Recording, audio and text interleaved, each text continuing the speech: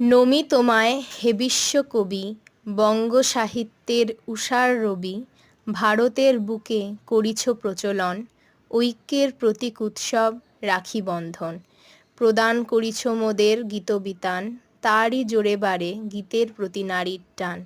শিখাইয়াছ মন দিতে হবে নিজ কাজে, ভালো মন্দ জোড়া সত্যেরে লইতে হবে সহজে। তোমারই আহ্বানে নরদেবতারে মোরা পূজি, তোমারই শিখানো পথে ভিক্ষুকের অন্তরে মোরা ঈশ্বরকে খুঁজি।